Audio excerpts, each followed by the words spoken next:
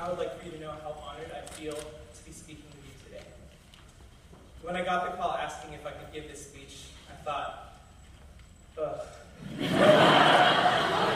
YOLO. YOLO. While this term doesn't apply to people who believe in reincarnation, or to those people who are cats, this acronym can be useful for shamelessly excusing moments of recklessness or apathy. Urban Dictionary defines the term as an acronym meaning you only live once, usually used to excuse stupid actions. But we shouldn't underestimate the power of YOLO, because it's the secret to leading a meaningful life. In order to even consider that we only have one life to live, we must prepare ourselves for thinking about the way that we spend our time. So, how do you life? What's your mission? How will the world be a better place as a result of the choices that you make in your life? In a society that thrives on instant gratification, it's tempting to avoid these questions entirely and to take the easy road. Don't run from the opportunity to lead a meaningful life. Rise to the challenge. So, what drives you?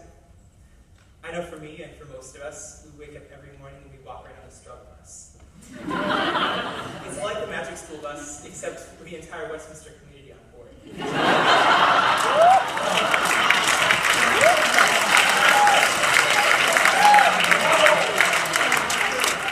Sometimes we don't know where we're going or why we got on the struggle bus in the first place.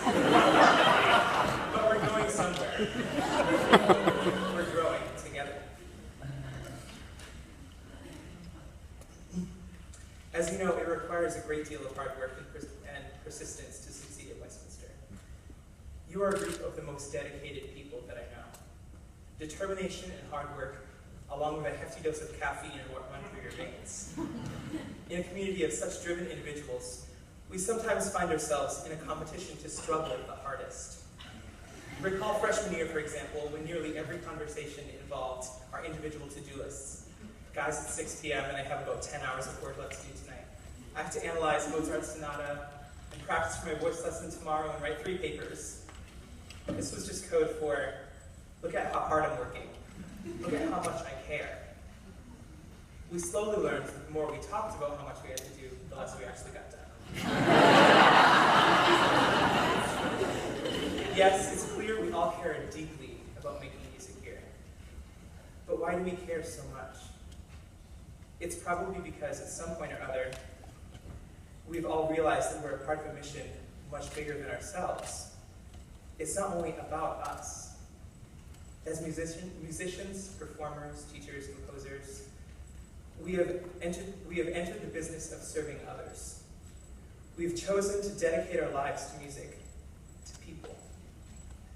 Whether we're majoring in music education, composition, or vocal perfection, we have learned that what we do matters. The dedication we hold to our craft cannot solely be sustained by our own enjoyment, but also by our ability to reach out and touch other people. Amen.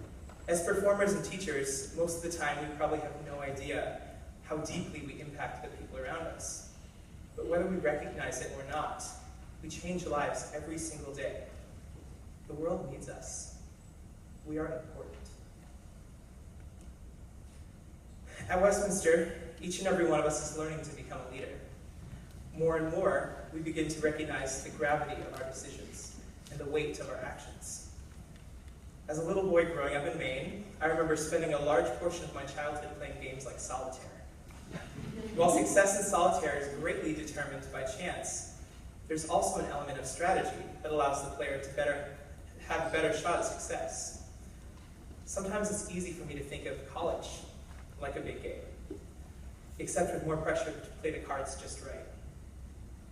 At Westminster, we're faced with a multitude of choices that define us and who we are as students. For example, maybe if I just use my time to practice rather than do all my homework, then the right cards will fall into place. But it's just not that easy, because every day I'm shuffling.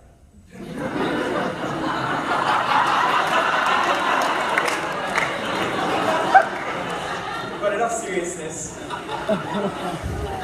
We all have days when it seems like our world gets turned upside down, and everything we've learned no longer applies. Think of that day when your voice teacher tells you, I think you're really supposed to be a mezzo-soprano, not a lyrical orator with a lower extension. Or the time when you changed your major to composition because that's how you felt you could best serve the world. Or the time when you changed your major from composition for the world's sake.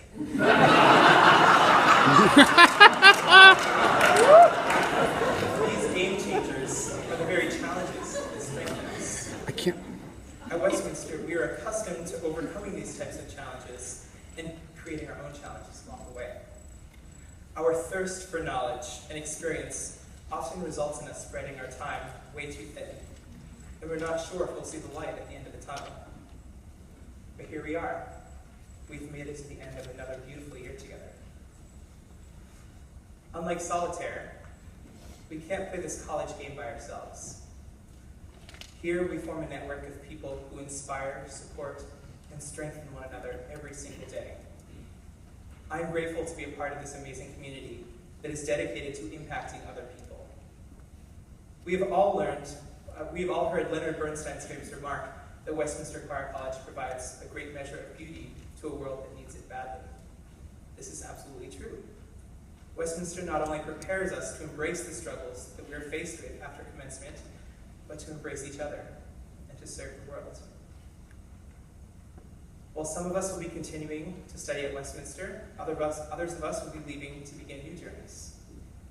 Attention struggle bus customers, next station stop is real life. Junction. Please move forward and watch again. So, go ahead. You're ready. Your turkey's cooked. Regardless of whether you're graduating or not, I challenge you to embrace the struggle. Continue nurturing the drive and determination that you have at Westminster. Love the people around you. Love yourself. Your colleagues, teachers, students, audiences, and the world deserve every drop